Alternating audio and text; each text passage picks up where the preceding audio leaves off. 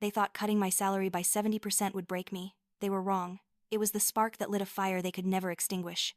My name is Nadia Thorne, and I'm 36 years old. I'm a single mother to Maya, my 12-year-old daughter who battles a rare autoimmune condition that requires expensive treatments. For the past 8 years, I've poured my heart, soul, and scientific genius into developing revolutionary industrial cleaning formulas for Apex Solutions, a mid-sized chemical company based in downtown Phoenix. What I didn't expect was that my dedication would become their weapon against me. The meeting that changed everything happened on a scorching Tuesday morning in July. Phoenix summers are unforgiving, and as I walked into the gleaming glass conference room on the 15th floor of Apex's headquarters, the air conditioning felt like a cold slap across my face. The panoramic view of the sprawling desert city below, with its palm-lined streets and red-tiled roofs, should have been inspiring. Instead, it felt like I was looking down at my life from a great height, about to fall. Celeste Vance sat at the head of the polished mahogany table like a queen on her throne. She'd been hired as the new chief operating officer just 6 months earlier, brought in from some Wall Street consulting firm to streamline operations and maximize profitability.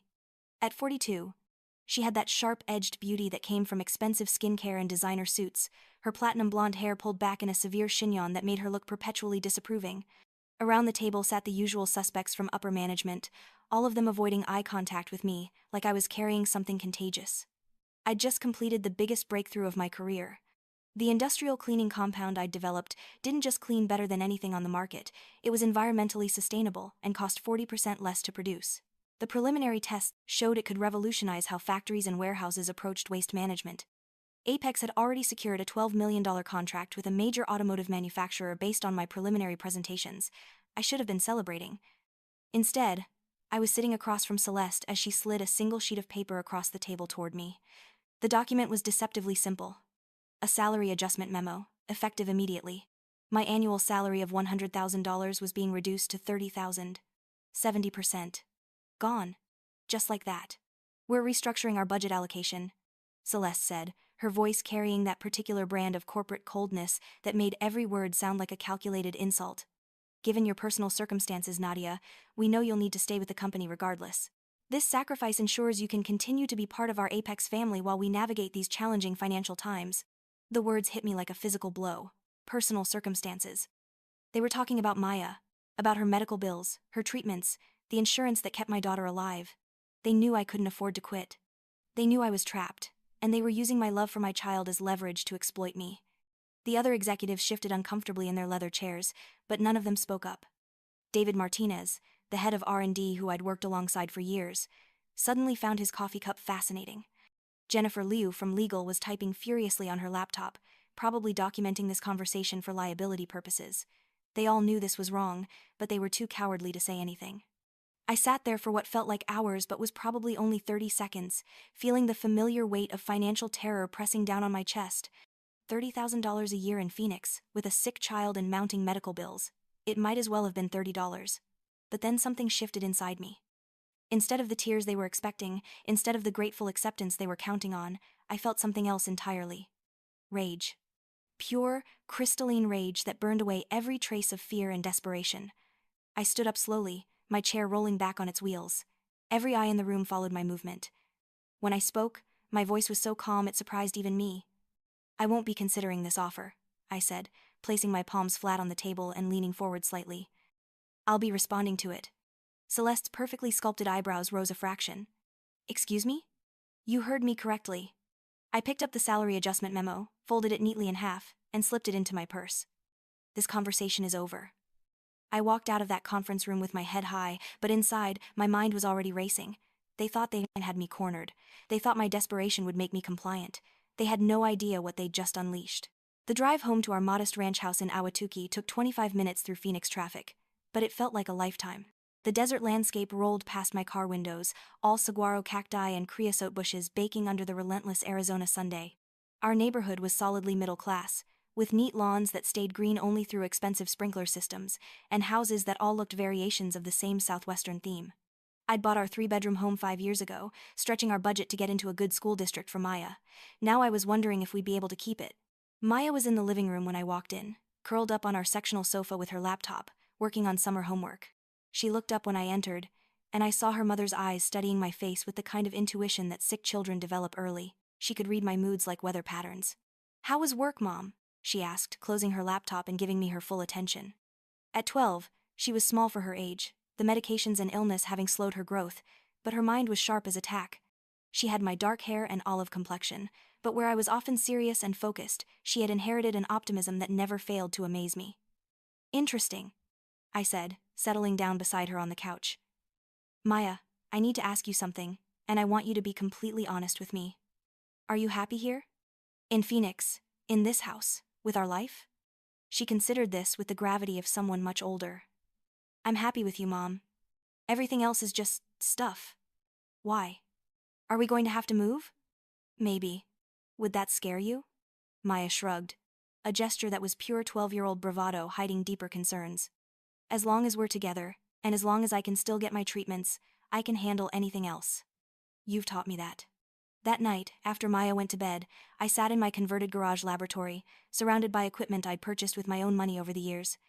Beakers, distillation apparatus, spectrometers, and centrifuges filled every available surface. This was where the real magic happened, where I developed every major breakthrough that had made Apex Solutions profitable. They had a corporate lab, sure, but this cramped, temperature-controlled space was where innovation lived. I pulled out my phone and called Marcus Thorne. No relation, despite the shared last name, but he'd been my intellectual property attorney for the past 3 years. Marcus was a former software engineer turned lawyer who specialized in the intersection of technology and patent law. More importantly, he was one of the few attorneys I'd met who genuinely understood the science behind my work. Nadia. His voice was warm despite the late hour. What's got you calling at 10 p.m.? Did Apex finally do something? Stupid enough to give us grounds for a lawsuit? Worse, I said. They did something stupid enough to make me dangerous. I told him about the meeting, about the salary cut, about Celeste's barely veiled threats. Marcus listened without interrupting, and I could hear him taking notes on his keyboard. Okay, he said when I finished. First things first. How much of your recent work was done on company time versus your own time? The breakthrough compound? About 30% company time, 70% in my home lab using materials I purchased myself. I have receipts, timestamps, video logs of every major experiment. I've been documenting everything for years, ever since I realized they might try something like this. Smart. Very smart. Nadia, I think it's time we had a serious conversation about intellectual property protection and corporate shell companies. Over the next 2 hours, Marcus walked me through a strategy that was both brilliant and slightly terrifying. We would establish a small LLC, ostensibly just a patent holding company, but structured in a way that would give me ironclad legal protection for my innovations. More importantly, we would file for patents not just on my current breakthrough, but on the underlying processes and methodologies I'd developed over the years.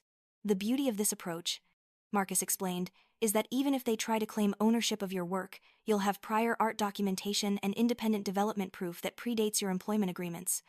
Plus, if they want to continue using your formulas, they'll need to license them from your company. And if they refuse? Then they lose access to the innovations that have been driving their growth for the past 5 years.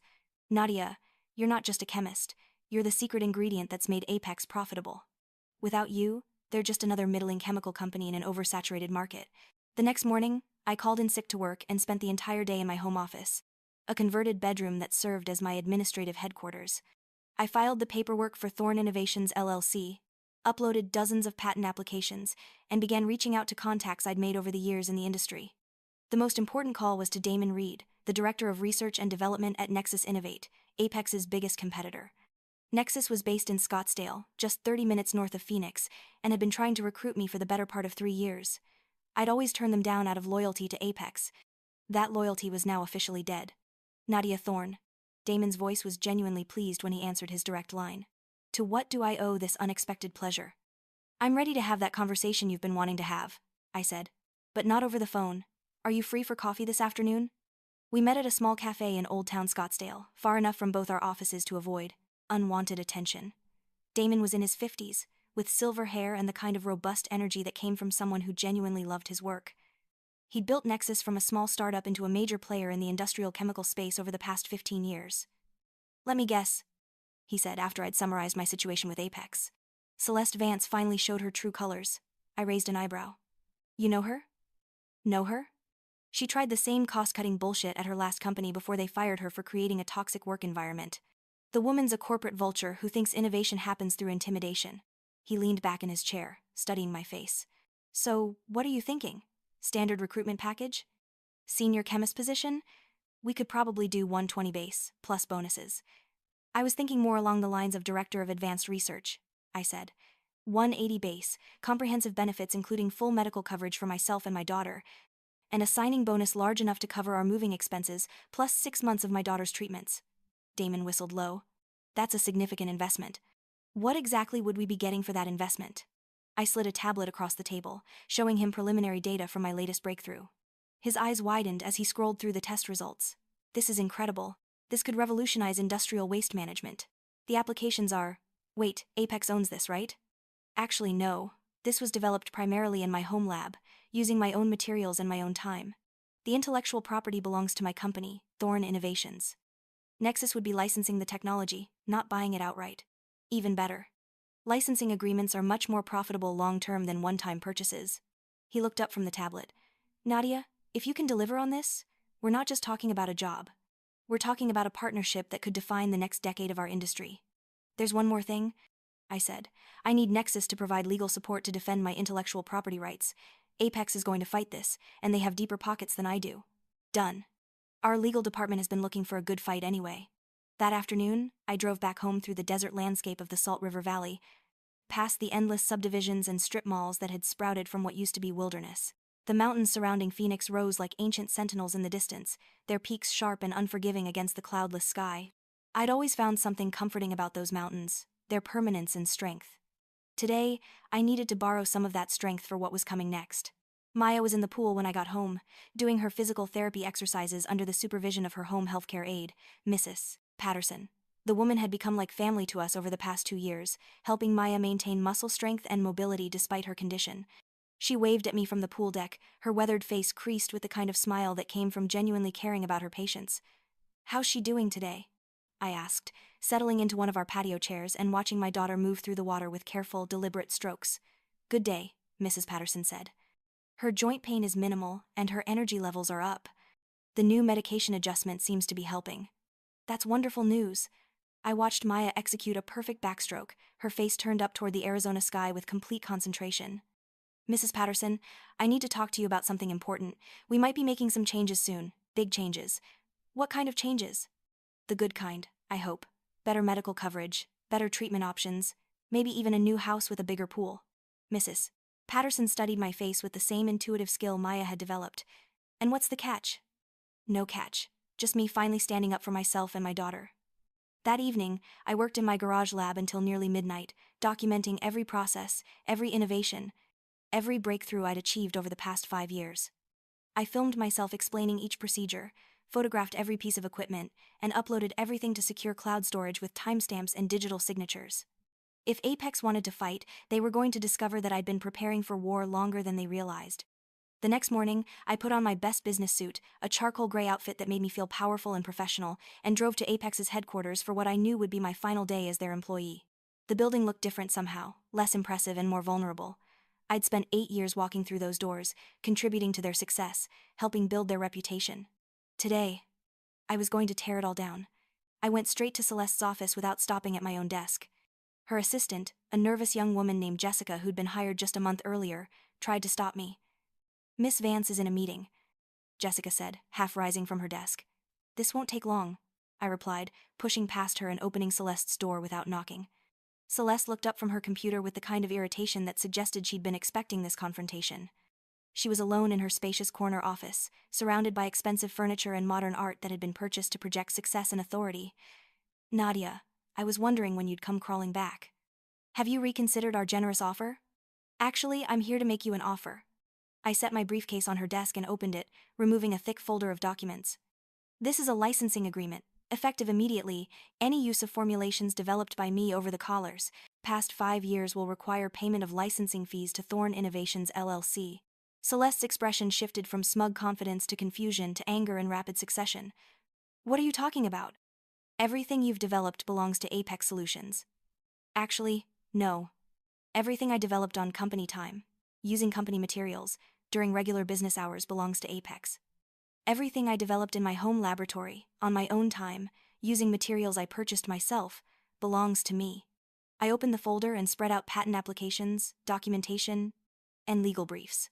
"My attorney has filed for patents on 47 distinct processes and formulations. The breakthrough compound that just secured your $12 million automotive contract? That's mine. Celeste's face was turning an interesting shade of red. You can't be serious. We'll fight this. We'll destroy you in court. Please do try. I smiled, and it felt predatory. Discovery will be very interesting. I'm particularly curious to see how a jury will react to emails discussing my daughter's medical condition and how it could be leveraged to suppress my salary. You did send those emails, didn't you, Celeste? Internal communications about exploiting employee vulnerability for cost savings? The color drained from her face. We never. I have copies. I didn't, but she didn't know that, and her reaction told me everything I needed to know. 48 hours, Celeste. You have 48 hours to agree to the licensing terms, or the fees double. Oh, and one more thing. I reached into my briefcase and pulled out a resignation letter, already signed and dated. I won't be needing this job anymore. Nexus Innovate has offered me a position as Director of Advanced Research with full legal support to protect my intellectual property rights. Celeste stood up so quickly her chair rolled backward into the window. You can't do this to us. We made you. We gave you opportunities. You gave me a paycheck in exchange for innovations that made you millions. The opportunities were mine. The breakthroughs were mine. The nights I spent working in my garage while my daughter slept, fighting to find solutions that would keep this company profitable, those were mine too. I closed my briefcase and headed for the door. 48 hours, Celeste. I suggest you use them wisely. I walked out of Apex Solutions for the last time, past cubicles full of colleagues who were pretending not to watch, past the reception desk where I'd entered as an exploited employee and was leaving as an independent business owner. In the elevator, I caught my reflection in the polished steel doors. I looked different, stronger, like someone who'd finally remembered her own worth. The next 2 days passed in a blur of activity. Marcus worked with Nexus's legal team to finalize my employment contract and licensing agreements. I met with Damon and his senior staff to discuss integration strategies and research priorities. Most importantly, I spent time with Maya, explaining that we were about to embark on an adventure that would change our lives forever. Are you scared, Mom? She asked as we sat by the pool that evening, watching the sun set behind the mountains. Terrified, I admitted, but also excited. Sometimes the scariest things are also the most necessary things. Like when I had to start the new medication, I was scared it would make me sicker, but it actually made me better. Exactly like that, sweetheart. On the morning of the 48-hour deadline, my phone rang at exactly 9 a.m. It was David Martinez from Apex's R&D department. Nadia, thank God you answered. It's chaos here. Celeste called an emergency meeting yesterday, and our legal team has been going through all your employment contracts and work product documentation. They're saying we might lose the automotive contract if we can't prove ownership of the cleaning compound formula. That's unfortunate, I said, though I felt a surge of satisfaction. Look, I know I should have spoken up the other day in that meeting. What she did to you was wrong, and I've felt sick about it ever since. Is there any way we can work this out? Maybe some kind of partnership arrangement? The licensing offer stands until 5 p.m. today, David. After that, the fees double, and the terms become non-negotiable. What if we could get Celeste to back down? What if we offered to restore your original salary, plus a significant raise? David, this isn't about money anymore. This is about respect, recognition, and ensuring that my daughter has the security she deserves. Apex had 8 years to treat me fairly. That window has closed. At exactly 4:47 p.m., 13 minutes before my deadline, Marcus called with the news I'd been expecting. They caved. Full licensing agreement, including penalty clauses for any future attempts to challenge your intellectual property rights. Celeste personally signed the documents 20 minutes ago. And the fees? Every penny, plus a substantial penalty for the delay in recognition. Nadia, you're about to become a very wealthy woman. The licensing fees alone would generate more income annually than my original Apex salary. Combined with my new position at Nexus, Maya and I would never have to worry about medical bills or financial security again. 6 months later, I stood in the lobby of the building that had once housed Apex Solutions. The company had struggled after losing access to my innovations, and had eventually been acquired by Nexus in a deal that valued them at a fraction of their former worth. The acquisition had been my idea, and Damon had loved it.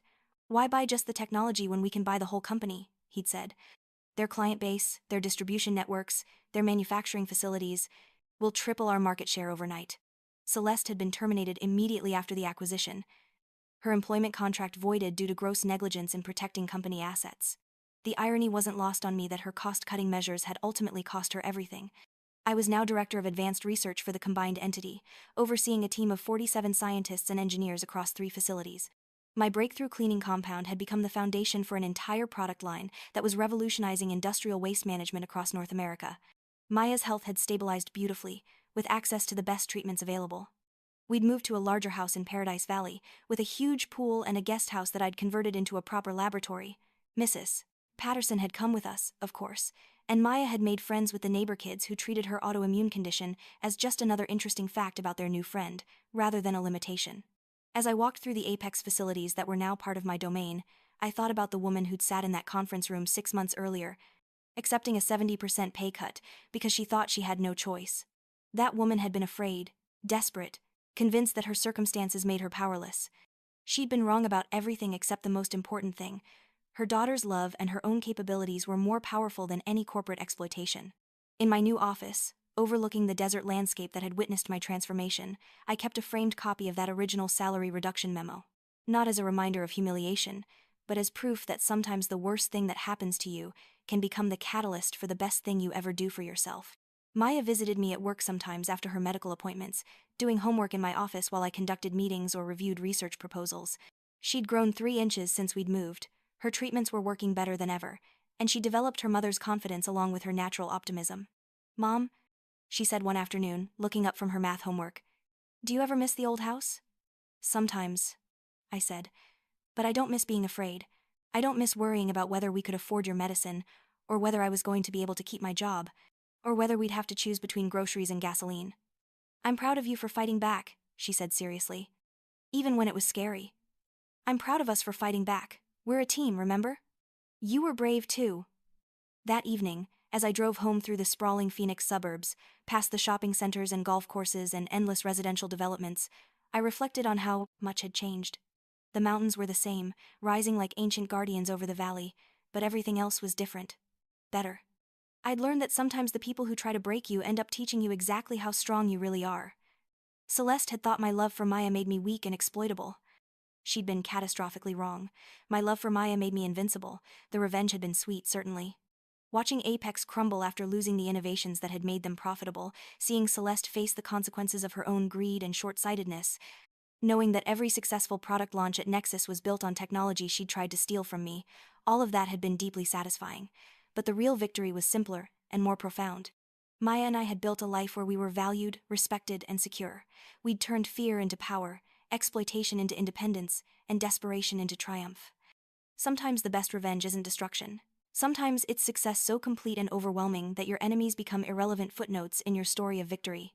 Celeste was working at a small consulting firm in Tucson now, making a fraction of her former salary and facing ongoing legal challenges from several former employers who discovered similar patterns of exploitation and financial mismanagement. I rarely thought about her anymore. My focus was on the future. New innovations, new challenges, new ways to ensure that Maya would grow up in a world where her mother's example taught her never to accept less than she deserved. The last time I checked, Thorne Innovations had been valued at just over $8 million, and that was conservative. The patents I'd filed were generating licensing revenue from companies across multiple industries, and the breakthrough applications we were developing at Nexus were positioning us to dominate the market for the next decade. Not bad for a desperate single mother who'd been cornered by corporate vultures and decided to fight back. As I pulled into the driveway of our new house, with its desert landscaping and solar panels and 3-car garage, Maya came running out to meet me, her backpack bouncing behind her and her face bright with excitement about some school project she wanted to show me. This was what victory looked like. Not the destruction of enemies, but the construction of joy. Not the satisfaction of revenge, but the deeper satisfaction of a life lived on our own terms. They'd tried to break me by cutting my salary. Instead, they'd freed me to discover that I'd been worth far more than they could ever afford to pay.